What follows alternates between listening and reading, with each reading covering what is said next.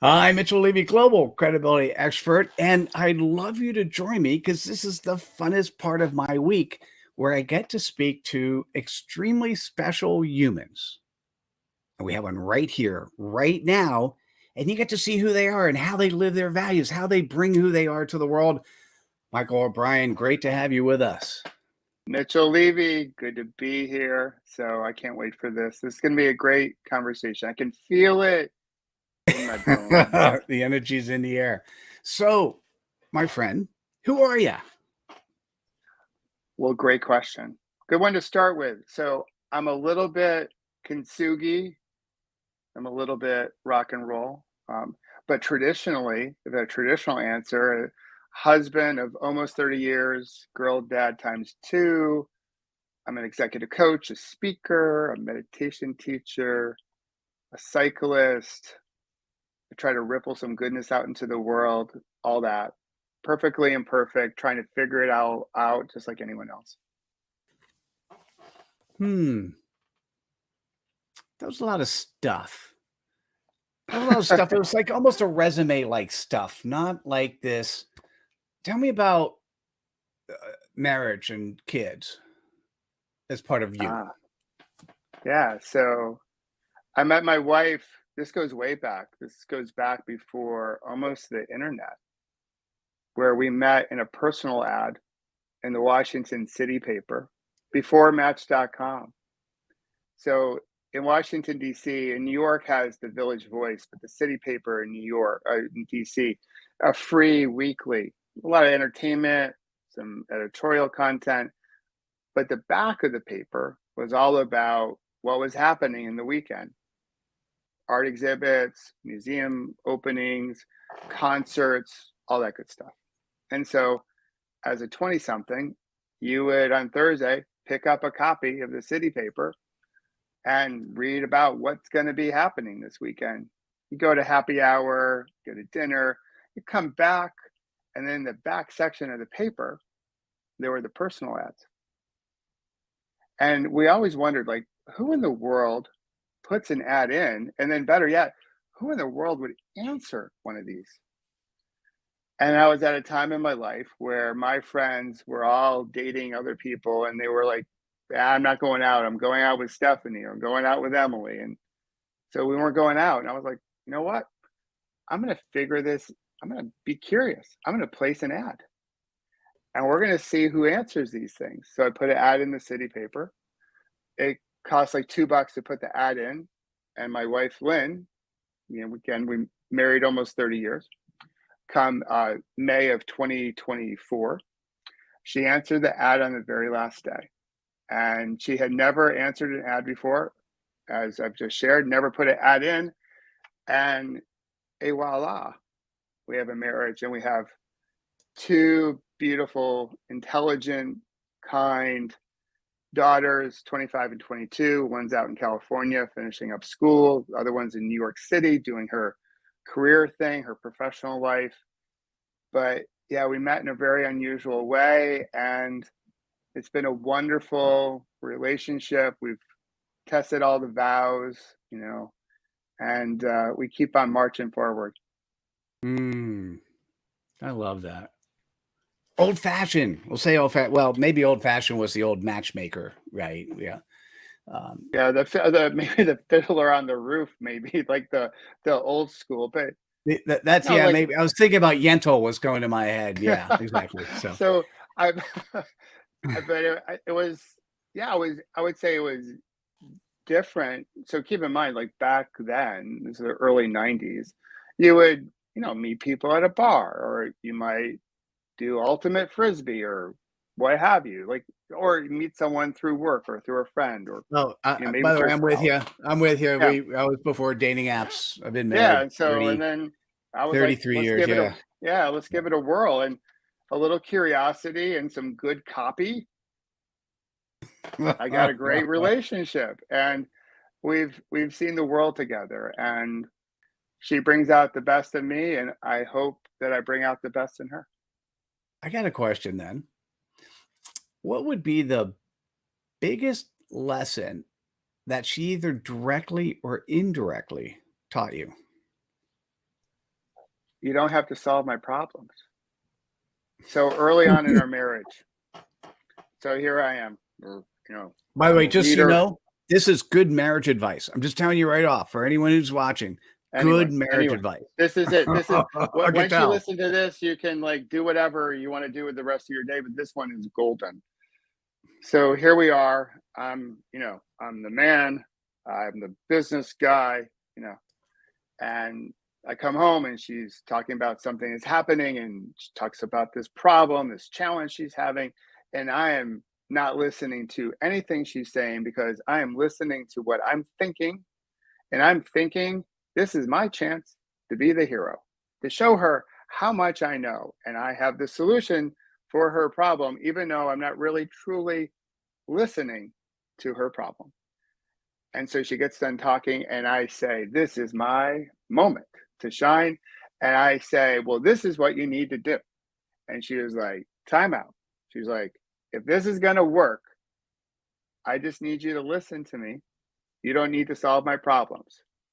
So I was like, oh, note to self, write that one down in my Blackberry or whatever we had back then.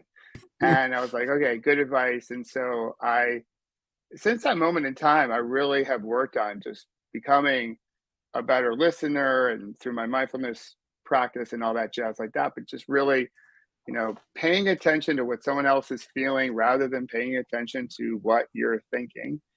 And you don't have to play the hero. You don't have to solve everyone's problems. You can just be there and listen to someone. And that was one of the best lessons she taught me pretty early on in our relationship. By the way, I thought I'd point out that my guess is the technology used to write that down was this one of these. Yeah, a I little don't think journal. BlackBerry was there, you know. All right. So given given what you just said, I'm curious about either one or both of your daughters. What was the best lesson you picked up from either of them? Once again, either direct or indirect. Yeah, so with my youngest, so my youngest became vegetarian at a pretty early age. And not vegan, but just vegetarian, because I, along with my wife, had more of an older school version of protein and the whole thing like that, right? So, but she was plant-based mainly for compassion toward animals. And there was a point in time where she was, I think in high school, and it was Fat Tuesday, the Tuesday before Ash Wednesday. I grew up Catholic, and she asked at dinner, she was like, "What's this Fat Tuesday thing, Mardi Gras? What's this Lent thing all about?" And I said, "Well, like back in the day, because I'm not a practicing Catholic anymore, it was a time of just remembering and giving up something and repentance, and you led up to Easter, the whole thing." And she was like, "Well, what did you give up?" And I go, "Well, usually like sweets and beating up my sister and stuff like that." And she's like, "Well, why don't you give up meat this year?" Now, keep in mind, I wasn't a huge meat eater. I wasn't Fred Flintstone, but we would have animal protein. And I was like, "Well, just I'm not into like I don't think I need to do it." And she was like, "Well, what's the problem? Don't you think you can do it?" And I was like, "Oh, is that it? Like you threw down a challenge?" And I was like, "I know I can do it." And so she offered enough, like just enough tension there. And so I did it. And I've been plant based ever since. And I really credit her for changing my perspective on things. So she's helped me become a better human that way. So changing old school beliefs that I grew up with, like this is how you eat as a, you know, Irish American growing up, meat and potatoes type of diet. So she really helped shift perspectives, not only on that, but a whole bunch of things. My oldest, with my story and accident and the whole thing, I can quickly shift from a pretty intense moment of feeling to something like more neutral relatively quickly, probably quicker than the average bear, given what I've gone through.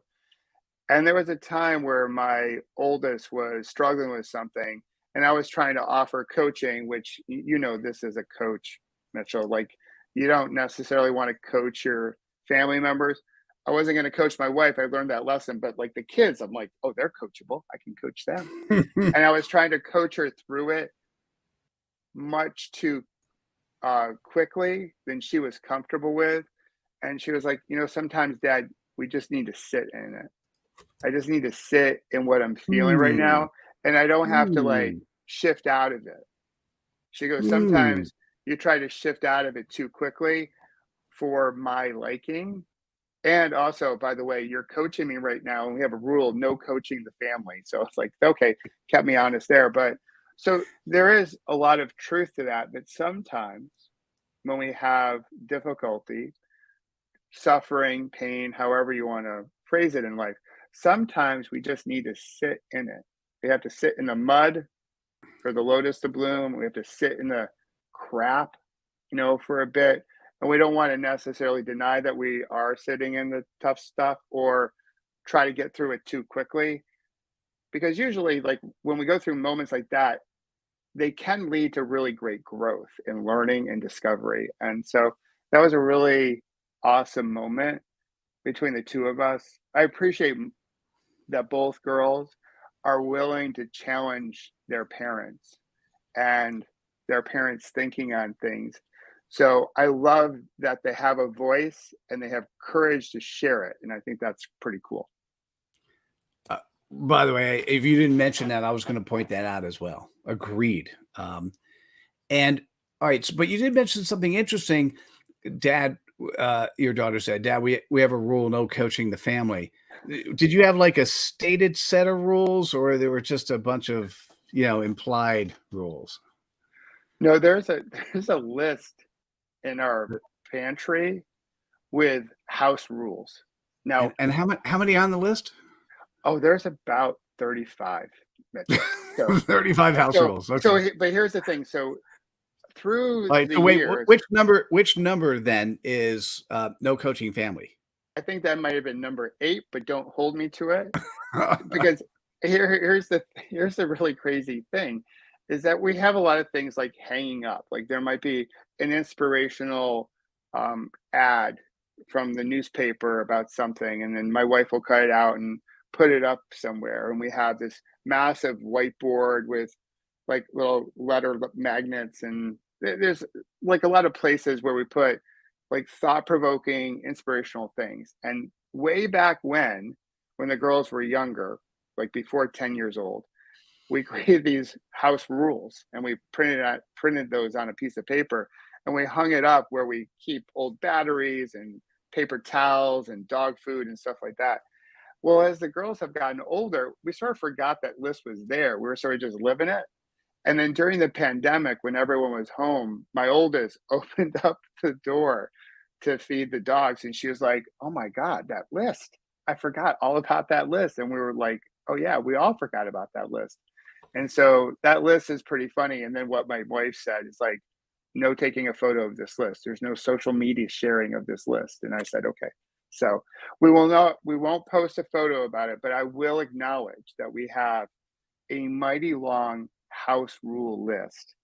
And I can't even begin to name all 35 on the list, but definitely not coaching the family is part of that list. Hmm.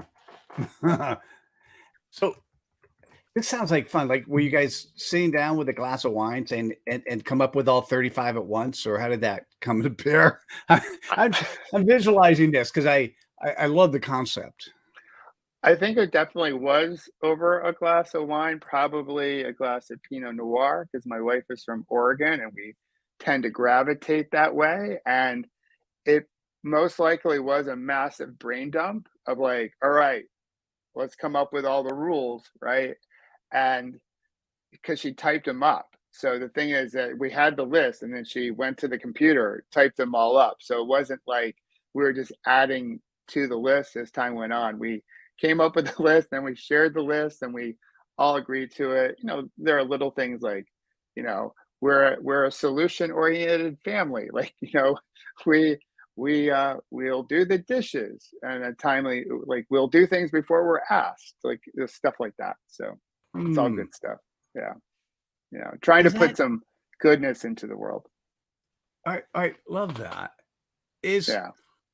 so in terms of who you are and your rippling, um, what would be that one lesson that you'd like to make sure somebody learns? Like if somebody took one thing away from this podcast, or actually, I'm going to say that let's throw that away. Ignore that question. If somebody is reading your epitaph and they took one thing away from that's read on your epitaph, what would that be? Slow down and breathe. Hmm. I think I heard you. I interpreted what that meant to me. What does that mean to you? For me, so part of it as it relates to me was early in my professional life, chasing after the things I thought I had to chase after, namely happiness, going 1,000 miles an hour, feeling like you got to catch up because you're feeling like you're being left behind. And so there's that chase. I think overall for greater society. So keep in mind, like when I met my wife, early 90s, this is before the internet as we know it, before social as we know it. There was no social back then. So we have many more things pulling, shouting for our attention. And we're hustling and grinding like never before.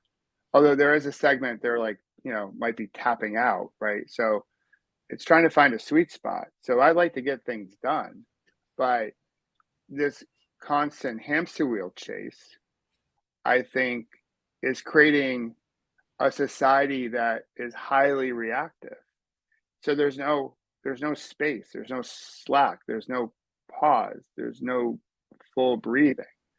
I think Viktor Frankl, I think, said it best or wrote about it best. Between stimulus and response, there's a space, and in that space is your freedom, and in that freedom is a chance to grow.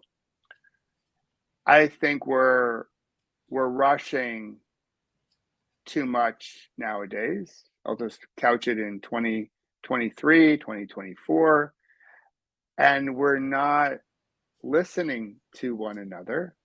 We don't hear and see and appreciate one another because we're too busy rushing off to the next thing that we feel that we need to do. And I think if we could take a chance to slow it down a bit, instead of doing 90 down the highway, we do 75 and breathe. I think the trip is much more enjoyable. Hmm. Yeah. Yeah. And do you have is there a particular exercise you use for stop and breathe? Well, so I have my app, as you know. So that's like my pause, breathe, reflect moments where I recommend to people just to take a minute to do any type of practice where you recognize. I think it first begins recognizing where you feel stress in your body first. Our body is amazing because it tells us so much. It tends to whisper to us before it starts to scream at us, my perspective. And so if we can get in tune with our body, we can understand when we are feeling a little like, we feel the juice, that chase, that not being present. And I think once we tap into that knowledge, then we can say, okay, let's just slow it down for a minute. Let's take a few healthy inhales and nice slow releasing exhales.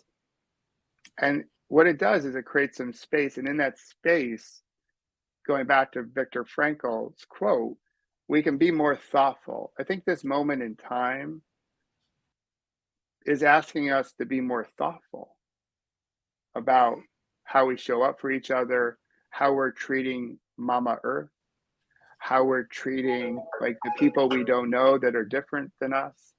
So I think what the universe, God, Mother Earth, whomever is trying to say is like, hey, little mud here over the last 3 years. In this mud, we want you to pay attention to each other, pay attention to how thoughtful you're being. And I think if we can be more thoughtful, we can get a lot of stuff done. Of course, there's a lot of stuff to do, but we have to be thoughtful in our approach. If we're reactive, then I don't think we create as much goodness in the world as we can. And if we're building a building in a reactive way, I don't think the building lasts. I think you have to Mm, be thoughtful in terms of how you design it and how you construct it to make it something that will last over time. mm. I love that. And since you mentioned your app, let's I've got two other questions, and the one I often ask before the last one. So stick around for the last one because it's always the coolest. Um, the is how do people be best reach out to you? And part of it, I thought maybe what you want to do, Michael, is share your app and the gift you offered. Yeah, so thanks for that. So I want to offer a free and full membership to 100 of your listeners so they can tap into the app and stress less, sleep a little bit better. But for me, for them to bring mindfulness to their everyday moments. When we wake up each day, we're going to have maybe a few moments, a handful of moments that can be inflection point moments, like big moments, connections, like we're connecting now, or maybe as someone's listening. And I want to invite people to be mindful about as many moments in their day as possible. So when that inflection point moment comes in their life, they can pay attention to it and they can show up for it and be thoughtful about it. And so it can serve as that inflection point in the way that they want it to. So yeah, so they'll find the link in the show notes as I imagine you'll put it there. And for 100 listeners, you'll get free and full access to the app. Nice, nice. And is there any other way that you would like people to reach out to you? They can certainly find me on the Soulless LinkedIn or Instagram by typing in my name or pause, breathe, reflect. Of course, Wait, not just Instagram or LinkedIn, the with soulless. yeah, so there's a lack there's a lack of something on LinkedIn. It's like it's starting to change, but there's like where's the humanity? Like where's our like vulnerability and blemishes and one can argue that the other platforms are much like that, but I think like through photos of Instagram, you see some of the scars. You see, as I mentioned up front, some of the kintsugi because I think our scars are really sexy and cool. But on LinkedIn, it seems so polished and so corporate. And I say that as someone who like that was my world. So I've sort of come from that world. But yeah, so but LinkedIn and Instagram are probably the two best platforms to reach me, but they can find me also at pausebreathereflect.com. Perfect. Thank you. So I'm going to queue up the last question. Then I want to share just a little bit about one of the things that we have going on. The last question I want to ask you is what is that question I should have asked you that I didn't yet? So it's a good way for you to wrap up our conversation. What I want to share for everyone else, one of the things we're doing, we spent a lot of time doing the Ultimate Credibility Bootcamp. It's 16 hours. It's $2,000. It is powerful, and it is going to, in Michael's words, it's going to cause you not just to stop breathing, but to fall over and go, "Oh my God!" Right? So um, we'd really burn people out. And in reflection, what we realized is, hey, let's do it in smaller, bite-sized chunks. So have broken the Ultimate Credibility Bootcamp into a number of chunks, and one that we're delivering in a month is a 4-hour credibility booster shot. And so I'll make sure the links in the chat. Would love to see you there for the inaugural vision. The goal is for you to actually come in a 4-hour period, significantly change how you show up. So to actually, I'm going to use your words to stop, to take a breath, to see who you are inside. We're going to help you do that, and to see how you project yourself outside, whether it's in person or asynchronously, and to fix it. And that's what we're focused on. So, Michael, thanks so much for giving the opportunity for me to share. It's we're calling them cred jolts, basically credibility booster shots. So excited to Awesome. yeah, excited about the first one. Hey, so what would be that question that I should have asked that I didn't, or how would you like to ask yourself a question and wrap up? Well, like a funny one. You haven't asked me what my favorite flavor of ice cream is. It's not normally a question I ask people, but I would love to know. So I'm gonna go with mint chocolate chip. So I the reason I bring that up is last year I rode my bike across the country to celebrate the anniversary of my cycling accident. And I rode through 13 states, and each night I would do something called milkshakes with Michael. And so we'd get ice cream from the local dairy in the local town. And what I found going through the country on my bike, I burnt plenty of calories to afford the milkshake. But what I realized about the US is that it's absolutely gorgeous, especially for someone who's on the East Coast. You go out to the Mountain West, it's so massive and there's so much beauty. There's beauty here on the East Coast as well. And it's worth fighting for this beauty to treat Mother Earth well so we can make sure all creatures and all beings are healthy. And it's also filled with wonderful people. And in a lot of circles, we hear like we want to be with like-minded people. And we talked about this a couple weeks ago. What I want to invite people to do is to be with like-hearted people who are open to different mindedness. So I believe that we can come from a place in our heart that's kind and compassionate, then we can be open to how other people see the world. And so as I rode across the country, it took 41 days, I met a lot of people that didn't see the world as I saw the world, but they were like-hearted. They wanted health and safety.